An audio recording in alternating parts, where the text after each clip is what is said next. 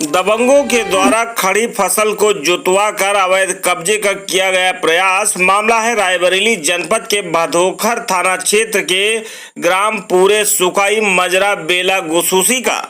विरोध करने पर लड़की को पीटा व उसकी जेवर भी छीनी और इसके बाद में जो भी बचाने गया उसे दबंगों ने पीट दिया। देखिए रायबरेली से ओम नारायण अवस्थी की रिपोर्ट। नमस्कार, आप देख रहे हैं फ्रेश इंडिया लाइव न्यूज। मैं हूं ओम नारायण अवस्थी और आज मैं मौजूद हूं जनपद रायबरेली एसपी ऑफिस के पास में। यहां पर मैं मौजूद हूं।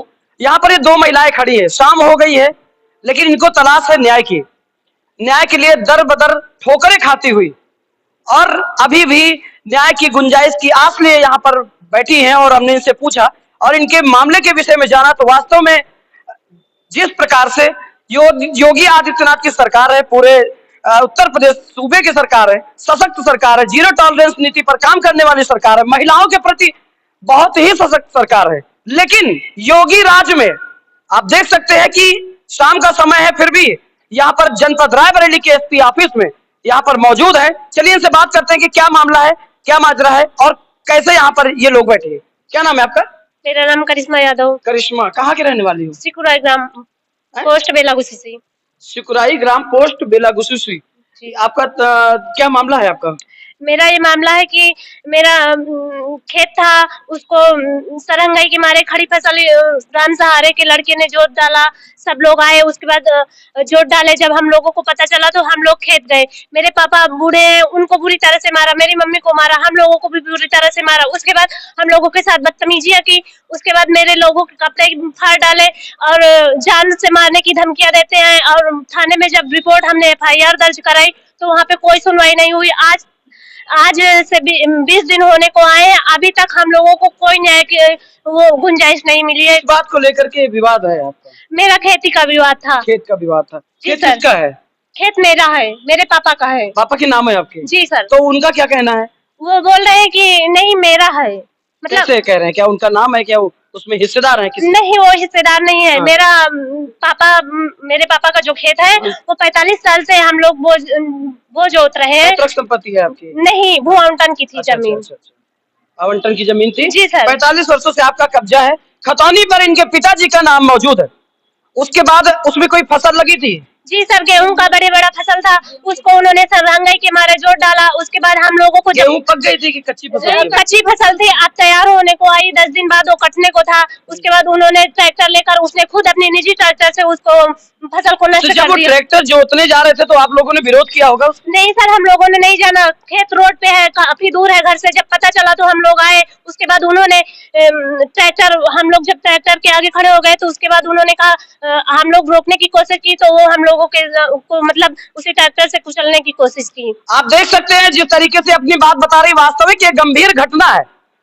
इनका खेत है, जैसा कि इनका कहना है कि इनका खेत है, इनके पिताजी के नाम है और इनकी गेहूं की फसल उस पर लगी हुई थी और उस गेहूं की फसल को काटने के लिए कुछ दबंग खेत पर कब्जा करना चाह रहे हैं। जी सर। खेत पर कब्जा करने के लिए अपना ट्रैक्टर लेकर के पहुंच जाते हैं और जैसा कि इन्होंने बताया कि इनकी गेहूं की खड़ी फसल मौजूद थी जो कि कच्ची थी, 10 दिन बाद कटने वाली थी, उसको ट्रैक्टर से जोतने लगे, जिस पर विरोध करने पर मारपीट हुई। चलिए इनसे बात करते हैं। क्या नाम है आपका?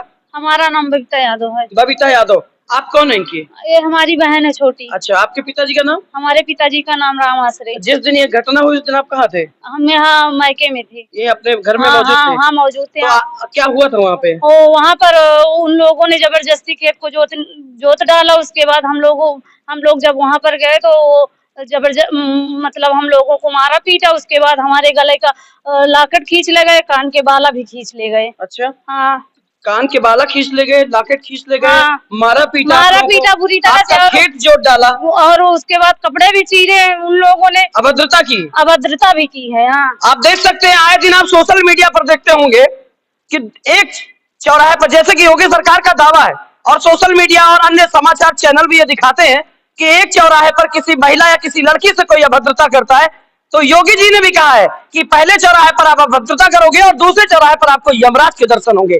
लेकिन अभी तक इनके साथ जो अभद्रता और बदतमीजी और जो मारपीट की गई है, उनको अभी यमराज तो क्या, अभी शासन प्रशासन ने भी अपने दर्शन नहीं दिए हैं। आप देख सकते हैं कि किस प्रकार की घटना, क्रूरतम घटना जैसा कि इनका आरोप है, जैसा कि इनका कहना है कि इनकी खेत की फसल जोत डाली गई। जब इन लोगों ने विरोध किया तो लड़कियां आप भी थे, आप भी थे? जी सर, वही आपकी माता जी? हमारी माता जी भी थी। उनको भी मारा? हमारी माता जी को भी किसको किसको मारा?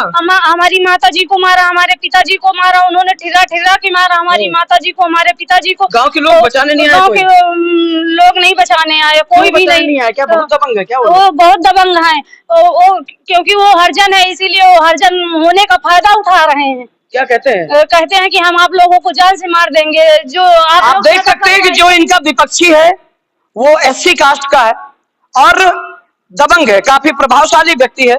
और वहां पर जब इन लोगों को मार पीट रहा था तो गांव का कोई आदमी बचाने भी नहीं आया और उसके बाद इनके खेत पर जुताई करा दी गई। आप देख सकते हैं जैसा कि वीडियो में खड़ी फसल गेहूं की जुतवा दी गई, जो कि विजुअल वीडियो हमारे पास मौजूद है, जैसा कि आप देख रहे हैं।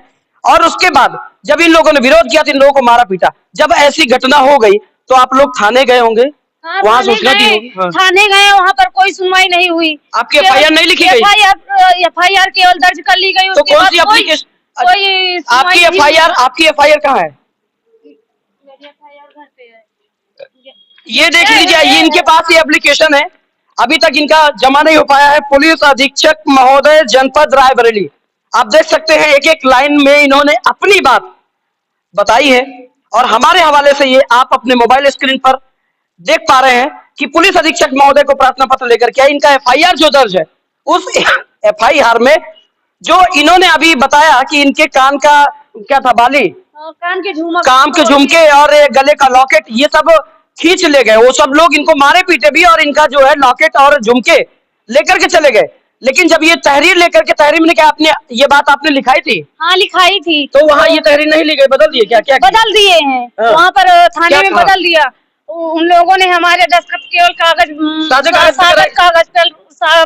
कागज पर करवा लिए थे और वो बदल दिए। आप देख सकते हैं यहाँ पर इनके साथ मारपीट होती है। जब अपना दर्द बयां करने के लिए अपना शिकायती तहरीरी प्रार्थना पत्र लेकर के थाने पहुंचते हैं, जिसमें यह बात भी लिखी हुई थी कि विपक्षी जनों ने जब अपना दर्द बयां करने के लिए अपना शिकायती तहरीरी प्रार्थना पत्र लेकर के थाने पहुंचते हैं, जिसमें यह बात भी लिखी हुई थी कि विपक्षी जनों ने मारा पीटा, हमारा खेत जुतवा लिया, खड़ी फसल गेहूं की नष्ट कर दी और अवैध कब्जा करने के लिए हमको मारा पीटा और मारने पीटने के बाद झुमके और लॉकेट भी छीन ले गए। लेकिन छीन लेने की बात पुलिस को हजम नहीं हुई। पुलिस ने आधा न्याय वहीं पर कर दिया, इनकी तहरीर बदल दी सादे कागज पे। जैसा इनका कहना है कि सादे कागज पर इनके दस्तखत करवा लिए और उसके बाद तहरीर उन्होंने खुद ही लिखी होगी फिर तो? हाँ, फिर उन्होंने लिखी है, खुद ही लिखी। हाँ, खुद ही तहरीर प्रार्थना पत्र लिख करके और अपने तरीके से, मनगढ़ंत तरीके से, जो कि प्रेजेंट टाइम में जो FIR है उसका, उसमें जो धाराएं हैं, उसमें उन धाराओं का इस घटना से कोई लेना देना नहीं। आप देख सकते हैं कि किस तरीके से थाने पर भी इनके साथ खेल हो गया। अब कितना दबंग और कितना प्रभावशाली वो शख्स है, वो परिवार है जिन्होंने इनके साथ ऐसी घटना को अंजाम दिया, इनके खेत पर अवैध कब्जा करने के लिए इनकी खड़ी फसल नष्ट करा दी, मारा पीटा और उसके बाद इन लोगों की सुनवाई थाने में भी नहीं हो रही है। सीओ साहब के पास गए थे? सर गए हैं। थाना कौन सा लगता है आपका? भदोकर थाना। वहाँ तो आपके साथ ये हो गया, उसके बाद सीओ ऑफिस गए थे क्या? सीओ ऑफिस गए हैं, भाई पापा गए। भाई पापा गए जी। तो आपको नहीं पता वहाँ पे क्या हुआ? नहीं, मुझे नहीं पता। आज यहाँ पर किस लिए आए हैं? अपने न्याय के लिए आए हैं सर। कहीं तो अभी यहाँ सर नहीं मिले हैं ना? नहीं मिले हैं। तो अब क्या करोगी, रात भर यहीं बैठे रहोगी क्या?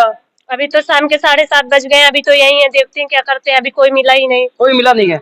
आप देख सकते हैं SP ऑफिस के पास ये मौजूद है बगल में, और उसके बाद अभी तक इनको SP साहब के दर्शन नहीं हुए हैं। अभी तक इनको किसी भी वहां पर इनका किसी ने प्रार्थना पत्र भी नहीं लिया। अभी न्याय की तलाश है फिलहाल। लेकिन जिस तरीके की घटना हुई, वास्तविक वो बहुत ही दबंग और प्रभावशाली व्यक्ति है और ये योगी सरकार माफियाओं के खिलाफ, गुंडा राज के विरुद्ध तगड़े एक्शन लेने के लिए जानी जाती है।